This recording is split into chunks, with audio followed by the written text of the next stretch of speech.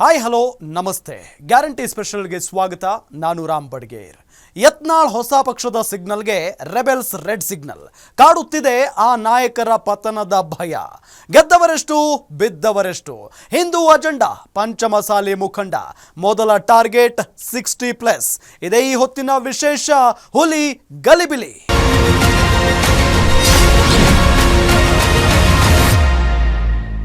ವಿಜಯೇಂದ್ರ ಸೇರಿ ಯಡಿಯೂರಪ್ಪ ವಿರುದ್ಧ ಕೆಂಡ ಕಾರ್ತಿದ್ದ ಬಸನಗೌಡ ಪಾಟೀಲ್ ಯತ್ನಾಳ್ಗೆ ಬಿಜೆಪಿ ಗೇಟ್ ಪಾಸ್ ನೀಡಿದೆ. ಪಕ್ಷದಲ್ಲಿದ್ದುಕೊಂಡೇ ವಿಜಯೇಂದ್ರ ವಿರುದ್ಧ ಬೆಂಕಿ ಉಂಡೆಗಳನ್ನು ಉಗುಳುತ್ತಿದ್ದ ಯತ್ನಾಳ್ ಪಕ್ಷದಿಂದ ಕಿಕ್ಔಟ್ ಆದರೂ ತಮ್ಮ ವರಸೆ ನಿಲ್ಲಿಸಿಲ್ಲ. ಬಿಜೆಪಿಯಿಂದ ಹೊರ ಹೋದ ಬಳಿಕ ಹೊಸ ಪಕ್ಷದ ಜಪ ಪಠಿಸ್ತಿದ್ದಾರೆ. ಏನಿದು ಯತ್ನಾಳ್ ಹೊಸ ಪ್ರಯತ್ನ ಅಂತ ಡೀಟೇಲ್ ಆಗಿ ತೋರಿಸ್ತೀವಿ ನೋಡಿ. ಹಿಂದುತ್ವ ನಮ್ಮ ಮೂಲ ಉಸಿರು. ಹಿಂದುತ್ವವನ್ನು ಇಡೀ ರಾಜ್ಯದಲ್ಲಿ ನಾವು ಸಂಘಟನೆ ಮಾಡ್ತೀವಿ. ಇಡೀ ರಾಜ್ಯದ ಹಿಂದೂಗಳ ಪರಿಸ್ಥಿತಿ ಕಾಂಗ್ರೆಸ್ಸಿನ ಈ ಸರ್ಕಾರದಿಂದ ಒಂದು ಭಯಭೀತದ ವಾತಾವರಣ ನಿರ್ಮಾಣ ಆಗಿದೆ. ಮನಿ ಬಜೆಟ್ದಲ್ಲಿ ನಾನು ಹೇಳಿದ್ದೆ, ಹಲಾಲ್ ಬಜೆಟು, ಪಾಕಿಸ್ತಾನ ಬಜೆಟ್ ಅಂತೇಳಿ. ಈ ರೀತಿ ಏನು ಅನ್ಯಾಯ ಆಗಿದೆ ಕಾಂಗ್ರೆಸ್ನಿಂದ ಜನರ ಮುಂದೆ. Slow up, no I don't take shit,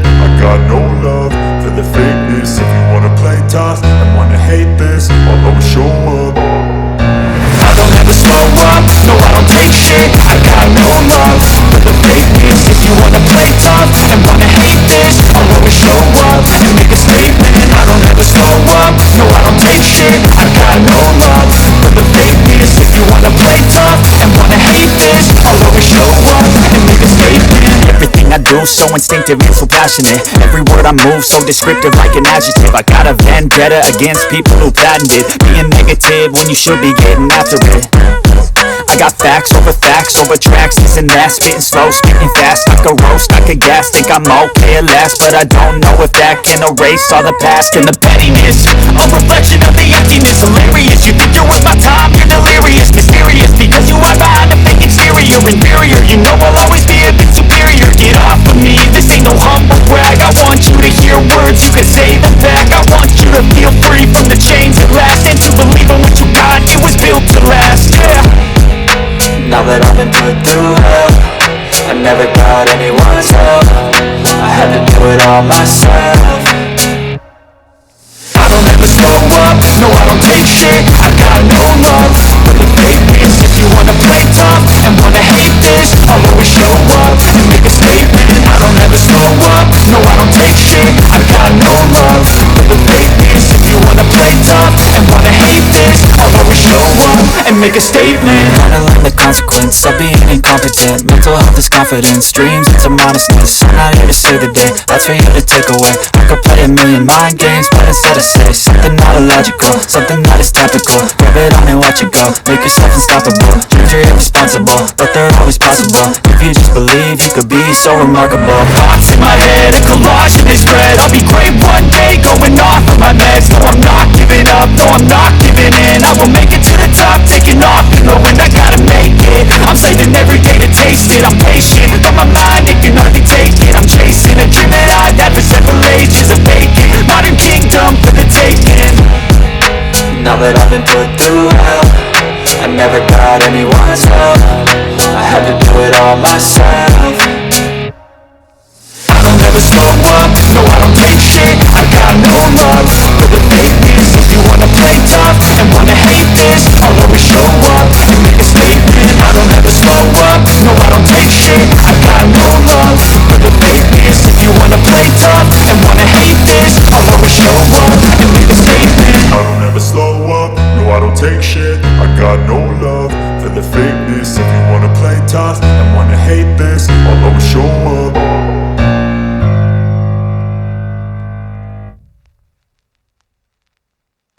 ಯಾರು ಸಹ ಸದ್ಯಕ್ಕೆ ಯತ್ನಾಳ್ ಜೊತೆಗೆ ಹೊರಗೆಲ್ಲೂ ಹೆಚ್ಚಾಗಿ ಕಾಣಿಸ್ಕೊಳ್ತಿಲ್ಲ. ಹೀಗಾಗಿ ಹೊಸ ಪಕ್ಷ ಕಟ್ಟಿ ಟಾರ್ಗೆಟ್ 60+ ಅನ್ನೋ ಗುರಿ ಇಟ್ಕೊಂಡಿದ್ದ ಹಿಂದೂ ಹುಲಿ ಆರಂಭದಲ್ಲೇ ಗಲಿಬಿಲಿಯಾಗಿ ಬಿಟ್ಟಿದೆ.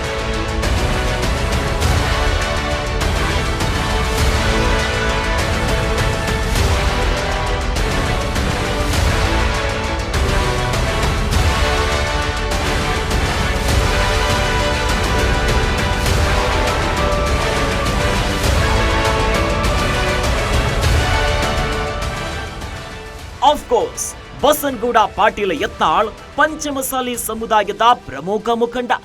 ಪಂಚಮಸಾಲಿ ಲಿಂಗಾಯತರಿಗೆ ಉತ್ತಮ ನಾಯಕತ್ವ ನೀಡ್ತಿರೋ ನಾಯಕ.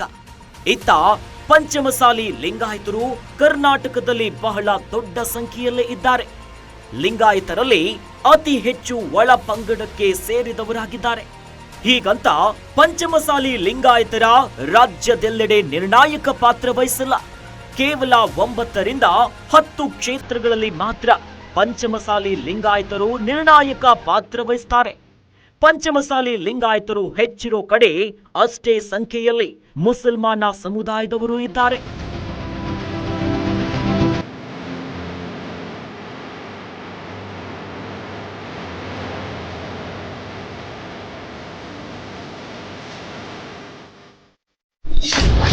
ಯತ್ನಾಳ್ ಪ್ರಯತ್ನಕ್ಕೆ ಆರಂಭದಲ್ಲೇ ಶುರು ತಾಪತ್ರಯ. ಒಬ್ಬೊಬ್ಬರಾಗೆ ಸೈಲೆಂಟ್ ಆಗ್ತಿದ್ದಾರೆ ರೆಬಲ್ ನಾಯಕರು.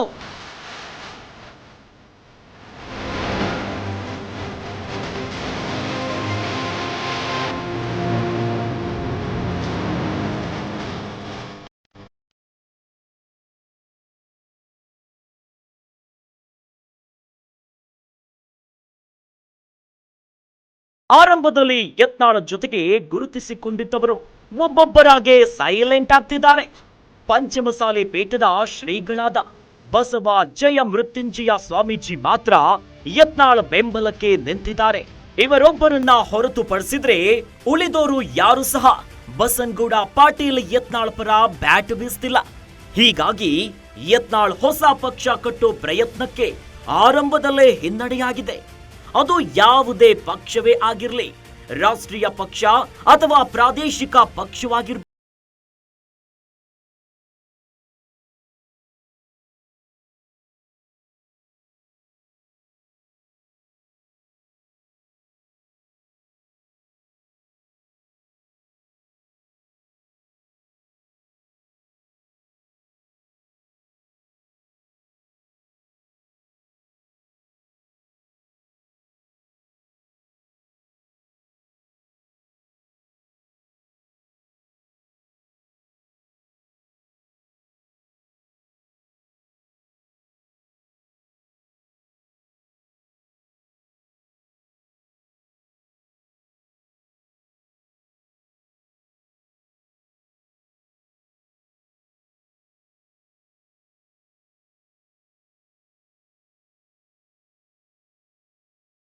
ಸರಿದೂಗಿಸಿಕೊಂಡು ಹೋಗದಿದ್ರೆ ಯಾರಿಗೆ ಆದ್ರೂ ಕಷ್ಟ. ಪರಿಸ್ಥಿತಿ ಹೀಗಿದ್ದಾಗ ಹಿಂದುತ್ವದ ಹೆಸರಲ್ಲಿ ಯತ್ನಾಳ್ ಪಕ್ಷ ಸ್ಥಾಪನೆಗೆ ಮುಂದಾಗಿದ್ದಾರೆ. ಈ ಹಿಂದೆಯೂ ಸಹ ರಾಜ್ಯದಲ್ಲಿ ಹಿಂದುತ್ವದ ಹೆಸರಿನಲ್ಲಿ ರಾಜಕಾರಣ ಮಾಡಲು ಹೋದ ಯಾರೂ ಸಹ ಗೆದ್ದಿಲ್ಲ. ಇದಕ್ಕೆ ಶ್ರೀರಾಮ ಸೇನೆಯ ಸಂಸ್ಥಾಪಕ ಪ್ರಮೋದ್ ಮುತಾಲಿಕ್ ಜೀವಂತ ನಿದರ್ಶನವಾಗಿದ್ದಾರೆ. ಪಕ್ಷಕ್ಕೆ ರಾಮನ ಹೆಸರನ್ನೇ ಇಟ್ಟಿದ್ರೂ ಜನ ಅವರ ಪಕ್ಷವನ್ನ ಮೋಸಿಯೂ ನೋಡಿರ್ಲಿಲ್ಲ. ಅಷ್ಟೇ ಯಾಕೆ, ಸ್ವತಃ ಪ್ರಮೋದ್ ಮುತಾಲಿಕ್ ಗೆಲ್ಲುವಲ್ಲಿ ವಿಫಲರಾಗಿದ್ರು. ಹೀಗಾಗಿ ಬಸನಗೌಡ ಪಾಟೀಲ್ ಯತ್ನಾಳ್ ಹೊಸ ಪಕ್ಷವನ್ನ ಕಟ್ಟಿ ಗೆಲ್ಲೋಕೆ ಸಾಧ್ಯವೇ ಇಲ್ಲ.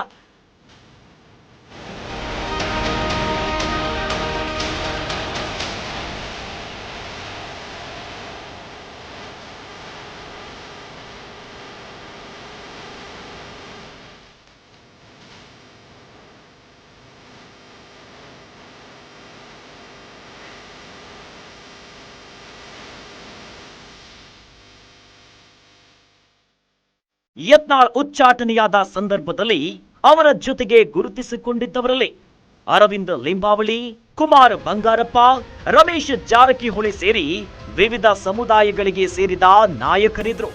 ಆದ್ರೆ ಯತ್ನಾಳ್ ಹೊಸ ಪಕ್ಷವನ್ನ ಸ್ಥಾಪನೆ ಮಾಡ್ತೀನಿ ಅಂತ ಹೇಳ್ತಿದ್ದಂತೆ ಅವರೆಲ್ಲ ಯತ್ನಾಳ್ ಅವರಿಂದ ಅಂತರವನ್ನ ಕಾಯ್ದುಕೊಳ್ತಿದ್ದಾರೆ. ಇದು ಸಹ ಯತ್ನಾಳ್ ತಮ್ಮ ಯೋಜನೆ ಕುರಿತು ಮರು ಚಿಂತನೆ ಮಾಡುವಂತೆ ಮಾಡಿದೆ. ಬಸನಗೌಡ ಪಾಟೀಲ್ ಯತ್ನಾಳ್ಗೆ ಪಂಚಮಸಾಲಿ ಸಮುದಾಯದ ಸಂಪೂರ್ಣ ಬೆಂಬಲ ಇರಬಹುದು. ಆದ್ರೆ ಅದೊಂದು ಸಮುದಾಯದಿಂದ ಒಂದು ಪಕ್ಷವನ್ನ ನಡೆಸೋದು ಅಸಾಧ್ಯ ಅನ್ನೋದು ಅವರಿಗೂ ಗೊತ್ತಿಲ್ಲದ ವಿಚಾರವೇನಲ್ಲ.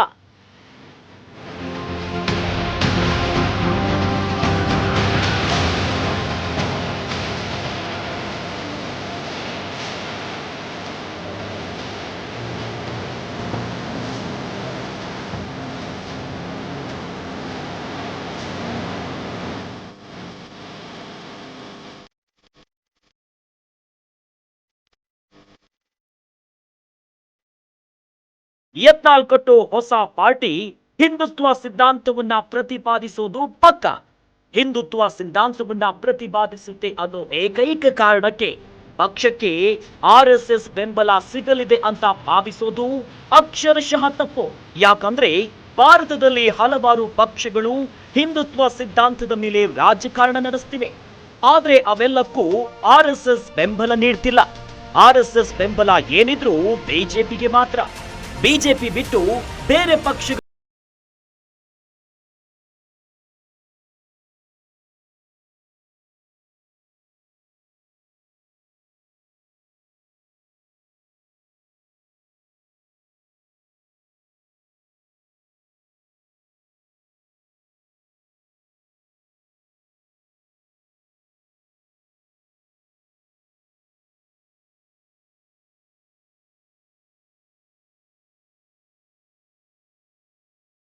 ಪಾಟೀಲ್ ಯತ್ನಾಳ್ಗೂ ಮುನ್ನ ಕರ್ನಾಟಕದಲ್ಲಿ ಹಲವಾರು ನಾಯಕರು ಹೊಸ ಪಕ್ಷಗಳನ್ನು ಹುಟ್ಟುಹಾಕಿದ್ದಾರೆ.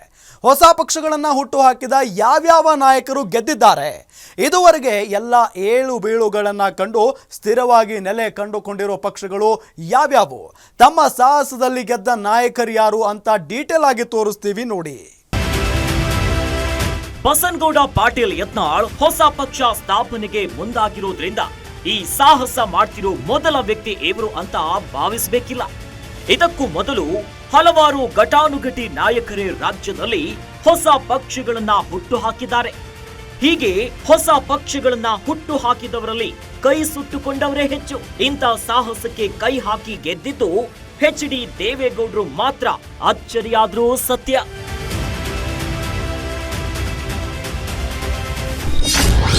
ರಾತ್ರೋರಾತ್ರಿ ಪಕ್ಷದಿಂದ ದೇವರಾಜ ಅರಸು ಉಚ್ಚಾಟನೆ. ಇಂದಿರಾಗೆ ಸೆಡ್ಡು ಹೊಡೆದು ಕರ್ನಾಟಕ ಕ್ರಾಂತಿರಂಗ ಸ್ಥಾಪನೆ.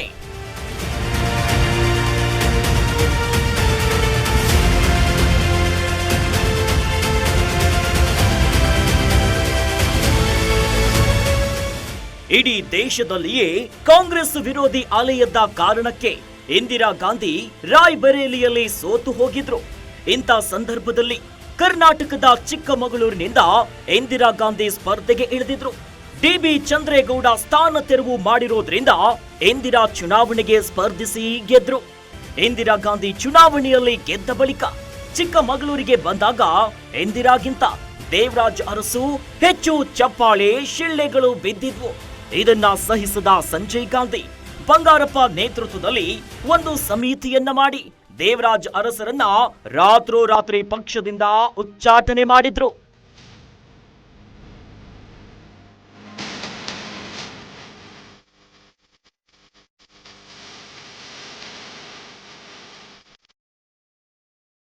ಹೀಗೆ ಆದ ಅವಮಾನವನ್ನ ಜನರ ಮುಂದಿಡಲು ದೇವರಾಜ ಅರಸರು ಕರ್ನಾಟಕ ಕ್ರಾಂತಿಯನ್ನು ಪಕ್ಷವನ್ನ ಹುಟ್ಟು ಹಾಕಿದ್ರು. ಕನ್ನಡಿಗರಿಗೆ ಅವಮಾನ ಮಾಡಿದ ಕಾಂಗ್ರೆಸ್ಗೆ ಪಾಠ ಕಲಿಸಬೇಕು ಅಂತ ದೇವರಾಜ ಅರಸು ಶಪಥ ಮಾಡಿದ್ರು. ಯಾವ ಬಂಗಾರಪ್ಪ ನೇತೃತ್ವದಲ್ಲಿ ಸಮಿತಿ ರಚಿಸಿ ಅರಸರನ್ನ ಕಾಂಗ್ರೆಸ್ನಿಂದ ಹೊರಹಾಕಲಾಯಿತು, ಅದೇ ಬಂಗಾರಪ್ಪ ಕೆಲವು ವರ್ಷಗಳ ನಂತರ ಇದೇ ಕರ್ನಾಟಕ ಕ್ರಾಂತಿ ರಂಗವನ್ನ ಮುನ್ನಡೆಸಿದ್ದು ವಿಚಿತ್ರವಾದ್ರೂ ಸತ್ಯ.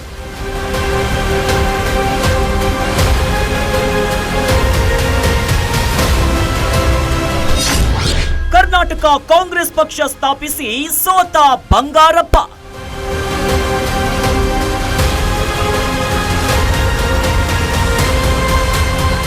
ಸಾವಿರದ 1990ರಲ್ಲಿ ವೀರೇಂದ್ರ ಪಾಟೀಲ್ಗೆ ಆರೋಗ್ಯದ ಕಾರಣಗಳನ್ನ ನೀಡಿ ಮುಖ್ಯಮಂತ್ರಿ ಸ್ಥಾನದಿಂದ ಕಿತ್ತೊಗೆಯಲಾಗಿತ್ತು. ವೀರೇಂದ್ರ ಪಾಟೀಲ್ ಬದಲಿಗೆ ಬಂಗಾರಪ್ಪರವರನ್ನ ಸಿಎಂ ಸ್ಥಾನದಲ್ಲಿ ಕೂರಿಸಲಾಗಿತ್ತು. ಆದ್ರೆ 1992ರಲ್ಲಿ ಕಾವೇರಿ ಗಲಾಟೆ ನಿಭಾಯಿಸಲು ವಿಫಲರಾದ್ರು ಅನ್ನೋ ಕಾರಣ ನೀಡಿ ಬಂಗಾರಪ್ಪ ಬದಲಿಗೆ ವೀರಪ್ಪ ಮೊಯ್ಲಿಯನ್ನ ಸಿಎಂ ಮಾಡಿದ್ರು. ಇದರಿಂದ ಸಿಟ್ಟಿಗೆದ್ದ ಬಂಗಾರಪ್ಪ ಕರ್ನಾಟಕ ಕಾಂಗ್ರೆಸ್ ಪಕ್ಷವನ್ನ ಸ್ಥಾಪಿಸಿದ್ರು. 1994ರಲ್ಲಿ ನಡೆದಂತಹ ವಿಧಾನಸಭಾ ಚುನಾವಣೆಯಲ್ಲಿ 6 ಕ್ಷೇತ್ರಗಳಲ್ಲಿ ಗೆದ್ದಿದ್ದ ಕೆಸಿಪಿ ಶೇಕಡಾವಾರು 8.5ರಷ್ಟು ಮತಗಳನ್ನ ಪಡೆದಿತ್ತು. ನಂತರದ ಕಾಲದಲ್ಲಿ ಕೆಸಿಪಿ ಕಾಂಗ್ರೆಸ್ನಲ್ಲಿ ವಿಲೀನವಾಯಿತು.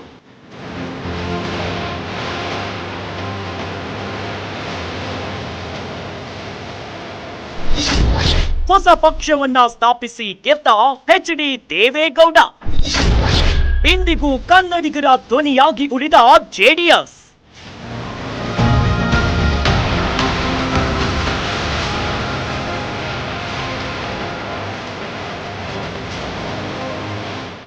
ಕನ್ನಡಿಗರು ಪ್ರಾದೇಶಿಕ ಪಕ್ಷಗಳನ್ನ ಬೆಂಬಲಿಸಲ್ಲ ಅನ್ನೋ ಬಹುದೊಡ್ಡ ಆರೋಪ ಇದೆ. ಇದನ್ನ ಸುಳ್ಳು ಮಾಡಿದ್ದು ಜಾತ್ಯತೀತ ಜನತಾದಳ. ರಾಷ್ಟ್ರೀಯ ಪಕ್ಷಗಳಿಗೆ ಪರ್ಯಾಯವಾಗಿ ನಾಯಕತ್ವದ ಅನುಭವ ಇದ್ರೆ ಪ್ರಾದೇಶಿಕ ಪಕ್ಷಕ್ಕೂ ಬೆಂಬಲ ನೀಡ್ತೀವಿ ಅನ್ನೋದನ್ನ ಜೆಡಿಎಸ್ ಸಾಬೀತುಪಡಿಸಿದೆ. 1999ರಲ್ಲಿ ಜನತಾದಳ ವಿಭಜನೆಯಾದಾಗ ದೇವೇಗೌಡ ಜೆಡಿಎಸ್ ಅನ್ನ ಹುಟ್ಟು ಹಾಕಿದ್ರು. 1999ರ ಚುನಾವಣೆಯಲ್ಲಿ ಜೆಡಿಎಸ್ ದೊಡ್ಡ ಸಾಧನೆಯನ್ನ ಮಾಡದಿದ್ರು 2004ರಲ್ಲಿ ನಡೆದ ಚುನಾವಣೆಯಲ್ಲಿ ಕಿಂಗ್ ಮೇಕರ್ ಆಗಿ ಹೊರಹೊಮ್ಮಿತ್ತು. ಈಗಲೂ ಆಗಾಗ ಜೆಡಿಎಸ್ಗೆ ಕಿಂಗ್ ಮೇಕರ್ ಯೋಗ ಒಲಿದು ಬರ್ತಿದೆ. ಹೊಸ ಪಕ್ಷವನ್ನ ಸ್ಥಾಪಿಸಿ ಗೆದ್ದಿದ್ದು ದೇವೇಗೌಡ ಒಬ್ಬರೇ. ಅವರು ಸ್ಥಾಪಿಸಿದ ಜೆಡಿಎಸ್ ಇಂದಿಗೂ ಕನ್ನಡಿಗರ ಧ್ವನಿಯಾಗಿ ಉಳಿದುಕೊಂಡಿದೆ.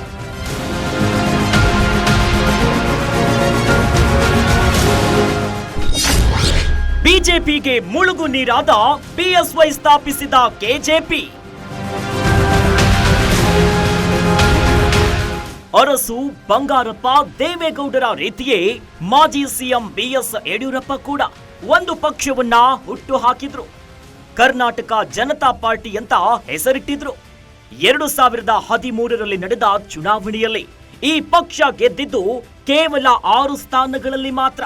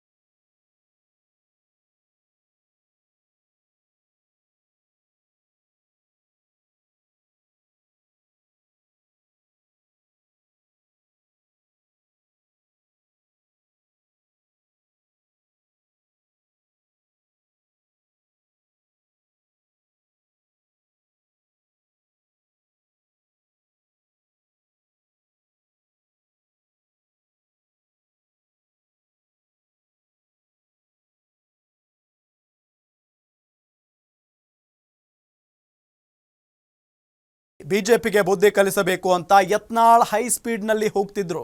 ಆದರೆ ಯತ್ನಾಳ್ ಕೊಟ್ಟಿದ್ದ ಹೊಸ ಪಕ್ಷದ ಸಿಗ್ನಲ್ಗೆ ರೆಬೆಲ್ ನಾಯಕರು ರೆಡ್ ಸಿಗ್ನಲ್ ಕೊಟ್ಟಿದ್ದಾರೆ. ಇದಕ್ಕೆ ಶುಕ್ರವಾರ ಕುಮಾರ್ ಬಂಗಾರಪ್ಪ ನೀಡಿರೋ ಹೇಳಿಕೆಯೇ ಬೆಸ್ಟ್ ಎಕ್ಸಾಂಪಲ್. ಯತ್ನಾಳ್ ಉಚ್ಚಾಟನೆಯಾದ ಬಳಿಕ ರೆಬೆಲ್ ನಾಯಕರು ಅಂತರ ಕಾಯ್ದುಕೊಳ್ಳುತ್ತಿದ್ದಾರಾ ಅನ್ನೋ ಪ್ರಶ್ನೆ ಕೂಡ ಈಗ ಎದ್ದಿದೆ. ಅದರ ಡೀಟೇಲ್ಸ್ ಇಲ್ಲಿದೆ. ಅವರು ಪಕ್ಷದ ಉಚ್ಚಾಟನೆ ಆದ್ಮೇಲೆ ಅವ್ರನ್ನ ಸೇರಿಸ್ಕೊಂಡು ಸಭೆ ಮಾಡ್ಕೊಳ್ತಕ್ಕಂಥದ್ದು ಇಷ್ಟಲ್ಲ. ಆದರೆ ನಾವೆಲ್ಲರೂ ಸಿಕ್ಕಾಗ ಸ್ನೇಹಿತರಾಗಿ, ಇವಾಗ ಬೇರೆ ಪಕ್ಷದವರು ನಮ್ಮ ಸ್ನೇಹಿತರಾಗಿ ಸೇರ್ಕೊಂಡಾಗ ಅಥವಾ ಹೊರಗಡೆ ಸೇರ್ಕೊಂಡತಕ್ಕಂಥ ಕೆಲಸ ಮಾಡ್ತೀವಿ. ಆದರೆ ಪಕ್ಷದ ಚೌಕಟ್ಟಲ್ಲಿ ನಾವು ಸೇರೋದು. ಕೇಳಿಸ್ಕೊಂಡ್ರಲ್ವಾ ಕುಮಾರ್ ಬಂಗಾರಪ್ಪ ಏನು ಹೇಳಿದ್ರು ಅಂತ? ಇಲ್ಲ ಅಂದ್ರೆ ಇನ್ನೊಂದು ಸಾರಿ ಕೇಳಿಸ್ಕೊಂಡ್ಬಿಡಿ. ಅವರು ಪಕ್ಷದ ಉಚ್ಚಾಟನೆ ಆದ್ಮೇಲೆ ಅವ್ರನ್ನ ಸೇರಿಸ್ಕೊಂಡು ಸಭೆ ಮಾಡ್ಕೊಳ್ತಕ್ಕಂಥದ್ದು ಇಷ್ಟಲ್ಲ. ಆದರೆ ನಾವೆಲ್ಲರೂ ಸಿಕ್ಕಾಗ ಸ್ನೇಹಿತರಾಗಿ, ಇವಾಗ ಬೇರೆ ಪಕ್ಷದವರು ನಮ್ಮ ಸ್ನೇಹಿತರಾಗಿ ಸೇರ್ಕೊಂಡಾಗ ಅಥವಾ ಹೊರಗಡೆ ಸೇರ್ಕೊಂಡತಕ್ಕಂಥ ಕೆಲಸ ಮಾಡ್ತೀವಿ. ಆದರೆ ಪಕ್ಷದ ಚೌಕಟ್ಟಲ್ಲಿ ನಾವು ಸೇರೋದು.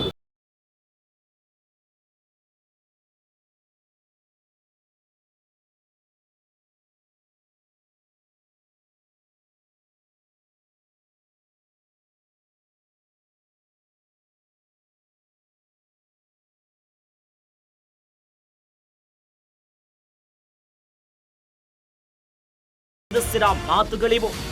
ಯತ್ನಾಳ್ ಪಕ್ಷದಿಂದ ಉಚ್ಚಾಟನೆಯಾಗಿದ್ದಾರೆ. ಅವರನ್ನ ಪಕ್ಕದಲ್ಲಿಟ್ಕೊಂಡು ಮಾತನಾಡುವುದು ಸರಿಯಲ್ಲ ಅಂತ ಕುಮಾರ್ ಬಂಗಾರಪ್ಪ ಹೇಳುತ್ತಿದ್ದಾರೆ. ಈ ಮೂಲಕ ಯತ್ನಾಳ್ ಹೊಸ ಪಕ್ಷ ಸ್ಥಾಪಿಸಿದ್ರೆ ತಮಗೂ ಅದಕ್ಕೂ ಸಂಬಂಧವೇ ಇಲ್ಲ ಅನ್ನೋ ಸಂದೇಶ ರವಾನಿಸಿದ್ದಾರೆ. ಈ ಮೂಲಕ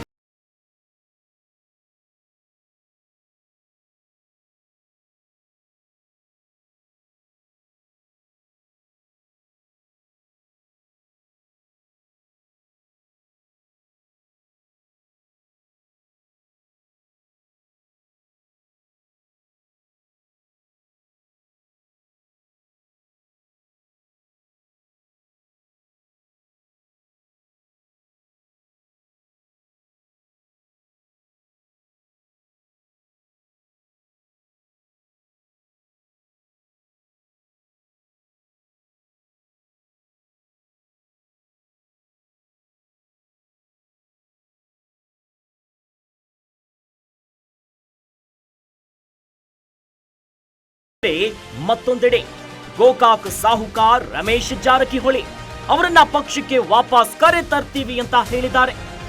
ಬಸನಗೌಡ ಪಾಟೀಲ್ ಯತ್ನಾಳ್ ಬಹಳ ದೊಡ್ಡ ನಾಯಕರು. ಅವರು ನಮ್ಮ ಪಕ್ಷದ ಆಸ್ತಿ ಇದ್ದಂತೆ. ಅವರು ಮರಳಿ ಬಿಜೆಪಿಗೆ ಬರ್ತಾರೆ ಅನ್ನೋ ವಿಶ್ವಾಸ ನಮಗಿದೆ ಅಂತ ಭರವಸೆಯ ಮಾತುಗಳನ್ನಾಡಿದ್ದಾರೆ. ಯತ್ನಾಳ್ ಅವರು ನಮ್ಮ ಪಕ್ಷದ ದೊಡ್ಡ ನಾಯಕರಿದ್ರು.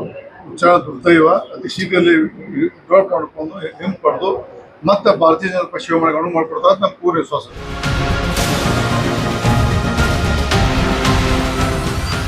ಹೊಸ ಪಕ್ಷ ಸ್ಥಾಪಿಸೋ ಉಮೇದಿನಲ್ಲಿದ್ದ ಹಿಂದೂ ಹುಲಿ ಆರಂಭದಲ್ಲೇ ಗಲಿಬಿಲಿಗೆ ಸಿಲುಕೋ ಸನ್ನಿವೇಶ ಸೃಷ್ಟಿಯಾಗಿದೆ. ಒಂದೆಡೆ ಬಿಜೆಪಿಯಲ್ಲಿದ್ದಾಗ ತಮ್ಮ ಬೆನ್ನಿಗೆ ನಿಂತಿದ್ದವರೇ ಈಗ ದೂರ ಸರಿತಿದ್ದಾರೆ. ಪಂಚಮಸಾಲಿ, ಏಡಿಗ, ವಾಲ್ಮೀಕಿ ನಾಯಕ ಸಮುದಾಯಗಳನ್ನ ಬೆನ್ನಿಗಟ್ಟಿಕೊಂಡು ಬಿಜೆಪಿಗೆ ಗುನ್ನ ಇಡಲು ಯತ್ನಾಳ್ ಮಾಡಿದ್ದ ಪ್ಲಾನ್ ಈಗ ಉಲ್ಟಾ ಹೊಡೆಯುವಂತೆ ಕಾಣಿಸ್ತಿದೆ. ದಿನಗಳು ಕಳೆದಂತೆ ಯತ್ನಾಳ್ ಬೆಂಬಲಿಗ ನಾಯಕರ ಸಂಖ್ಯೆ ಕುಸಿಯುತ್ತಿದೆ. ಹೊಸ ಪಕ್ಷ ಗಟ್ಟಿಯಾಗಿ ನೆಲೆಯೂರಲು ಬೇಕಾದ ಸಿದ್ಧಾಂತ ಇದ್ರು ಪಕ್ಷವನ್ನ ಕಟ್ಟಿ ಬೆಳೆಸಬೇಕಾದ ನೆಟ್ವರ್ಕ್ ಯತ್ನಾಳ್ಗಿಲ್ಲ. ಇದು ಅವರಿಗಿರೋ ಮೈನಸ್ ಪಾಯಿಂಟ್ ಆಗಿದೆ.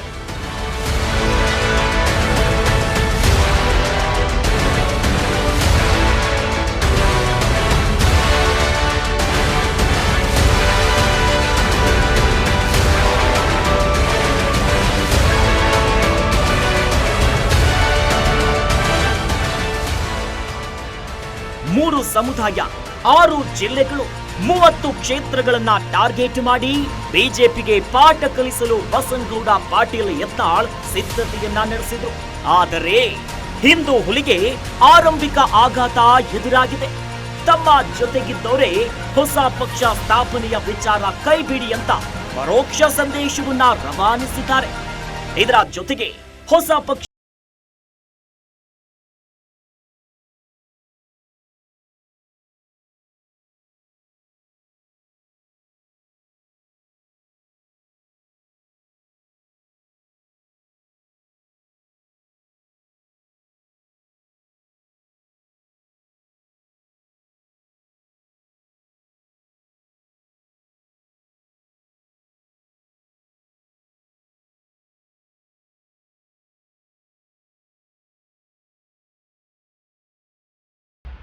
ಬಸನಗೌಡ ಪಾಟೀಲ್ ಯತ್ನಾಳ್ಗೆ ಉಚ್ಚಾಟನೆ ಅನ್ನೋದು ಹೊಸತೇನೂ ಅಲ್ಲ. ಈಗಿನದ್ದು ಸೇರಿ ಈಗಾಗಲೇ 3 ಬಾರಿ ಯತ್ನಾಳ್ ಉಚ್ಚಾಟನೆ ಆಗಿದ್ದಾರೆ. ಒಮ್ಮೆ JDS ಜೊತೆ ಗುರುತಿಸಿಕೊಂಡಿದ್ದವರು ಬಳಿಕ ಅಲ್ಲಿಯೂ ಸಲ್ಲದೆ ಏಕಾಂಗಿಯಾಗಿದ್ದರು. ಕೊನೆಗೆ ಯಡಿಯೂರಪ್ಪ ಪ್ರಯತ್ನದ ಭಾಗವಾಗಿ ಬಿಜೆಪಿಗೆ ಮರಳಿದ್ರು. ಈಗ ಅದೇ ಯಡಿಯೂರಪ್ಪ ಕುಟುಂಬದ ವಿರುದ್ಧ ಮಾತನಾಡಿ ಉಚ್ಚಾಟನೆಗೆ ಗುರಿಯಾಗಿದ್ದಾರೆ. ಹೀಗಾಗಿ ಈ ಬಾರಿ ಯತ್ನಾಳ್ ನಡೆ ಏನು ಅನ್ನೋದು ತೀವ್ರ ಕುತೂಹಲಕ್ಕೆ ಕಾರಣ ಆಗಿದೆ. ಇದಾಗಿತ್ತು ಈ ಹೊತ್ತಿನ ವಿಶೇಷ. ನೋಡ್ತಾ ಇರಿ ಗ್ಯಾರಂಟಿ ನ್ಯೂಸ್, ಸುದ್ದಿ ಖಚಿತ, ನ್ಯಾಯ ನಿಶ್ಚಿತ. ಗ್ಯಾರಂಟಿ ನ್ಯೂಸ್, ಸುದ್ದಿ ಖಚಿತ, ನ್ಯಾಯ ನಿಶ್ಚಿತ.